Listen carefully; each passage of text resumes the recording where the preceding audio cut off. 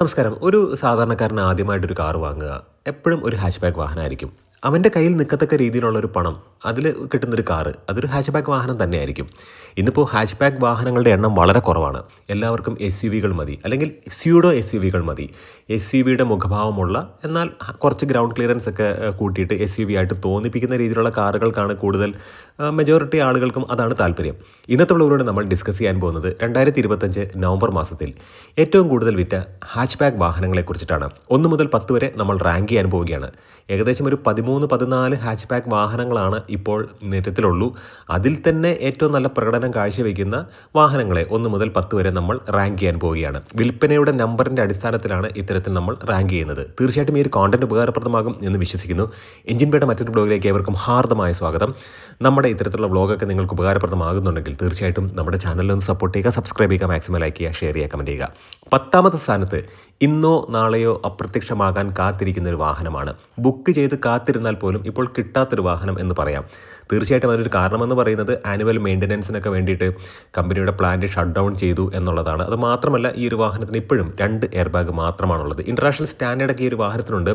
ഏകദേശം 9ഓളം രാജ്യത്തേക്ക് കയറ്റി അയക്കുന്ന ഒരു വാഹനം കൂടിയാണ് ഇഗ്നിസ്. അപ്പോൾ ഇഗ്നിസ് ആണ് 10ാമത്തെ സ്ഥാനത്തേക്ക് വന്നിട്ടുള്ളത്. ഇപ്പോഴും 2 എയർ ബാഗ് മാത്രമാണ് ഈ ഒരു വാഹനത്തിനുള്ളത്.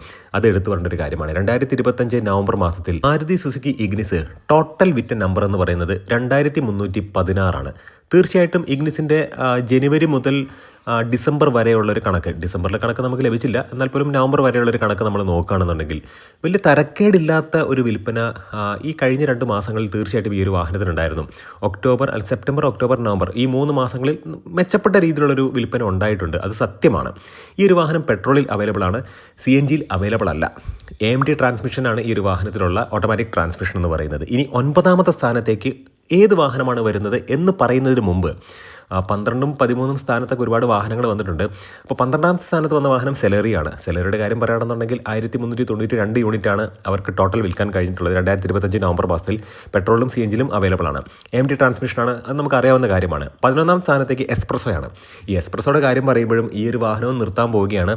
അതായത് 2 എയർ ബാഗ് മാത്രമാണ് ഈ ഒരു വാഹനത്തിന് നിലവിലുള്ളത്. കാരണം നമ്മളിതിനകത്ത് എടുത്തു കൊണ്ടൊരു കാര്യമെന്ന് പറയുന്നത് 2025 അവസാനമാകുമ്പോഴത്തേക്കും മാരുതി സുസുക്കിയുടെ എല്ലാ വാഹനങ്ങൾക്കും 6 എയർ ബാഗ് സ്റ്റാൻഡേർഡ് ആക്കുമെന്ന് അവരുടെ ചീഫായിട്ടുള്ള RC ഭാർഗവ അദ്ദേഹം പറഞ്ഞിട്ടുണ്ടായിരുന്നു. അപ്പോൾ ഈ 2 വാഹനം എന്ന് പറഞ്ഞിട്ടുണ്ടെങ്കിൽ ഇഗ്നിസും എസ്പ്രസോയ്ക്കും മാത്രമാണ് ഇപ്പോൾ 2 എയർ ബാഗ് ഉള്ളൂ. 1747 യൂണിറ്റുകളാണ് 2025 നവംബർ മാസത്തിൽ എസ്പ്രസോ എന്ന് പറയുന്ന വാഹനം ടോട്ടൽ വിറ്റത്. പെട്രോളിലും CNGയിലും അവൈലബിൾ ആണ്. ഞാൻ ഈ ഒരു വിഷയം ഇതിനകത്തേക്ക് ഇൻക്ലൂഡ് ചെയ്തു എന്ന് മാത്രമേ ഉള്ളൂ. ഇനി നമ്മൾ 9ാമത്തെ സ്ഥാനത്ത് വന്ന വാഹനം ടാറ്റ മോട്ടോഴ്സിൻ്റെ ഒരു വാഹനമാണ്. ഡീസലിൽ അവൈലബിൾ ആയിട്ടുള്ള ഒരേ ഒരു പ്രീമിയം ഹാച്ച്ബാക്ക് വാഹനം എന്ന് നമുക്കിത് പറയാം. ആൾട്രോസ് ആണ്. ആൾട്രോസിൻ്റെ EV വരുന്നു എന്നൊരു വാർത്തകളുണ്ടായിരുന്നു. തീർച്ചയായിട്ടും പുതിയൊരു അവതാരത്തിലായിരിക്കും ഈ ഒരു ഇലക്ട്രിക് വാഹനം വരുന്നത്.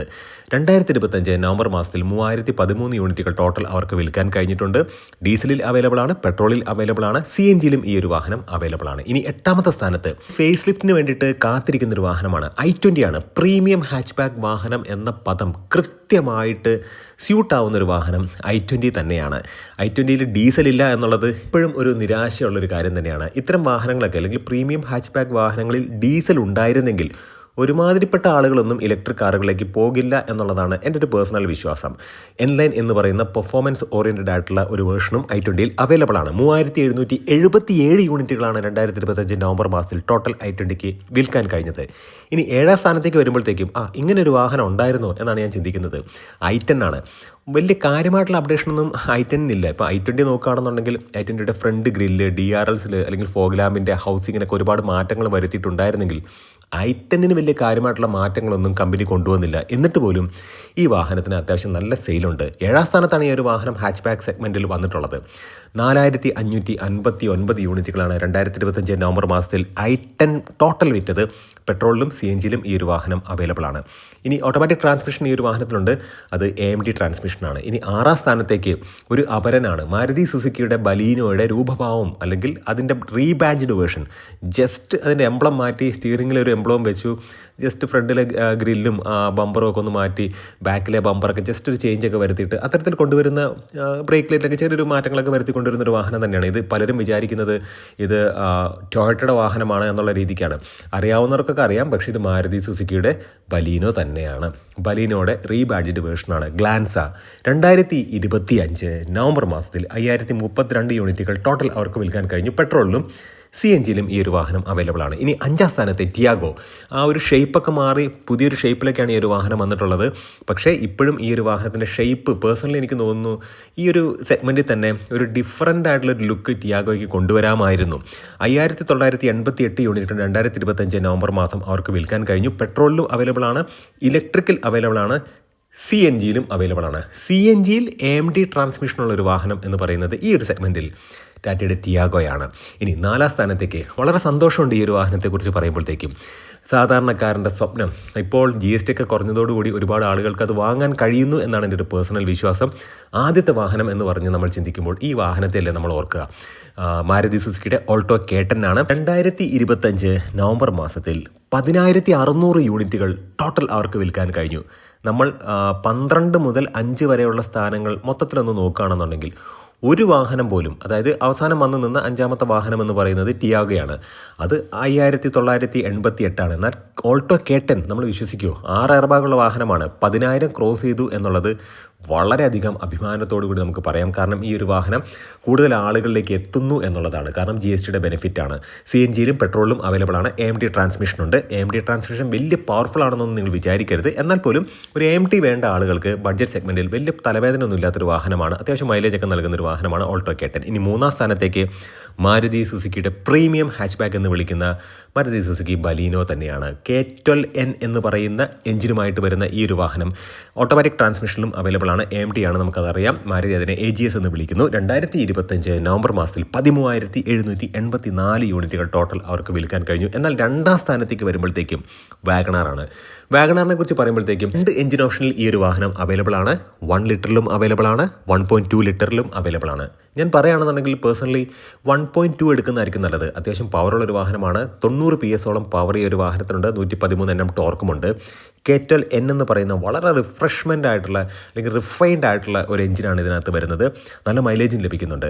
14619 യൂണിറ്റുകളാണ് 2025 നവംബർ മാസം ഈ ഒരു പർട്ടിക്കുലർ മോഡലിന് വിൽക്കാൻ കഴിഞ്ഞിട്ടുള്ളത്. നമ്മൾ മനസ്സിലാക്കേണ്ട ഒരു കാര്യമെന്ന് പറയുന്നത് ഇപ്പോൾ GST ബെനിഫിറ്റ് ഉള്ളത് കൊണ്ട് തന്നെ അത്യാവശ്യം നല്ല വാല്യൂ ഫോർ മണി എന്ന് പറയുന്ന സെഗ്മെൻറ്റിൽ കൊണ്ടുവരാൻ കഴിയുന്ന ഒരു വാഹനം തന്നെയാണ് മാരുതി സുസുക്കിയുടെ വാഗണാർ എന്ന് പറയുന്നത്. ടോൾ ബോയ് കോൺസെപ്റ്റിലുള്ള ഒരു വാഹനം തന്നെയാണ്. CNGയിൽ അവൈലബിൾ ആണ്, പെട്രോളിൽ അവൈലബിൾ ആണ്. അതുമാത്രമല്ല ഈ ഒരു വാഹനത്തിൻ്റെ AMD ട്രാൻസ്മിഷൻ ശരിക്കും പറഞ്ഞിട്ടുണ്ടെങ്കിൽ 1.2 ലിറ്ററിനോട് നല്ല രീതിക്ക് സിങ്ക് ആകുന്നുണ്ട്. ഇനി 1ാം സ്ഥാനത്തേക്ക് വരുമ്പോഴത്തേക്കും ഈ ഒരു വാഹനത്തെ പ്രീമിയം ഹാച്ച് ബാക്ക് എന്ന് വിളിക്കാൻ പറ്റുമോ എന്ന് ചോദിച്ചാൽ വിളിക്കാം. പക്ഷേ നമ്മളാരും വിളിക്കില്ല. കാരണം ഈ ഒരു വാഹനത്തിൻ്റെ പ്രീമിയം നേച്ചറൊക്കെ നഷ്ടപ്പെട്ട് കഴിഞ്ഞു.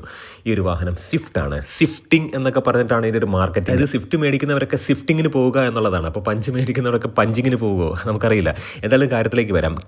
സെറ്റൽ എന്ന് പറയുന്ന 3 സിലിണ്ടർ എഞ്ചിൻ കൊണ്ടുവന്നു. അതാണ് ഏറ്റവും പ്രധാനപ്പെട്ട കാര്യം. ആ ഒരു എഞ്ചിൻ എന്ന് പറയുന്നത് നമുക്കറിയാം ലൈറ്റ് വെയിറ്റ് ആണ്, വളരെ കോമ്പാക്റ്റ് ആണ്, അങ്ങനെയുള്ള ബെനിഫിറ്റ് കാര്യങ്ങളൊക്കെ ഉണ്ട്. എന്നാൽ പോലും 3 സിലിണ്ടർ എഞ്ചിൻ്റെ സ്വഭാവം എത്ര കണ്ട് റിഫൈൻമെൻറ്റ് കൊണ്ടുവന്നാൽ പോലും അത്ര കണ്ട് അത് മാറില്ല. വൈബ്രേഷനുണ്ട്. അത് മാത്രമല്ല അതിൻ്റെ ലോയിൻ്റെ അത്ര നല്ലതാണെന്ന് എനിക്ക് തോന്നുന്നില്ല. നമ്മൾ എടുത്തുകൊണ്ടൊരു കാര്യമെന്ന് പറയുന്നത് ഈ ഒരു വാഹനത്തിൻ്റെ മൈലേജാണ്. 24 കിലോമീറ്ററൊക്കെ പറഞ്ഞാൽ പോലും നമുക്ക് പ്രാക്ടിക്കലി കിട്ടുന്നത് ഒരു 18 കിലോമീറ്റർ 17 കിലോമീറ്റർ ഒക്കെ ആയിരിക്കും. തീർച്ചയായിട്ടും നമ്മൾ മനസ്സിലാക്കേണ്ട മറ്റൊരു കാര്യം എന്ന് പറയുന്നത് 3 സിലിണ്ടർ എഞ്ചിനുകൾ കമ്പയർ ചെയ്യുമ്പോഴത്തേക്കും മറ്റ് 3 സിലിണ്ടർ എഞ്ചിനുകളുമായിട്ട് മറ്റ് മാനുഫാക്ചേഴ്സിൻ്റെ 3 സിലിണ്ടർ എഞ്ചിനുകളായിട്ട് കമ്പയർ ചെയ്യുമ്പോഴത്തേക്കും മാരുതിയുടെ 3 സിലിണ്ടർ എഞ്ചിൻ കുറച്ച് ബെറ്റർ ആണെന്ന് തോന്നിയിട്ടുണ്ട്. ഓട്ടോമാറ്റിക് ട്രാൻസ്മിഷനിലും ഈ ഒരു വാഹനം അവൈലബിൾ ആണ്. CNGയിൽ അവൈലബിൾ ആണ്, പെട്രോളിൽ അവൈലബിൾ ആണ്. ഓട്ടോമാറ്റിക് ട്രാൻസ്മിഷൻ എന്ന് പറയുന്നത് AGS ആണ്. 2025 നവംബർ മാസത്തിൽ 19733 യൂണിറ്റുകൾ ടോട്ടൽ മാരുതി സുസുക്കിയുടെ സ്വിഫ്റ്റിന് വിൽക്കാൻ കഴിഞ്ഞു. തീർച്ചയായിട്ടും ഈ ഒരു കോണ്ടന്റ് ഉപകാരപ്രദമായെങ്കിൽ നമ്മുടെ ചാനലിൽ ഒന്ന് സപ്പോർട്ട് ചെയ്യുക, സബ്സ്ക്രൈബ് ചെയ്യുക, മാക്സിമം ലൈക്ക് ചെയ്യുക, ഷെയർ ചെയ്യുക, കമൻറ്റ് ചെയ്യുക. നല്ല നല്ല വ്ളോഗ്സുമായിട്ട് നമുക്ക് വീണ്ടും കാണാം. നിങ്ങളുടെ സ്നേഹത്തിനും സപ്പോർട്ടിനും ഒരിക്കൽ കൂടെ നന്ദി. നമസ്കാരം.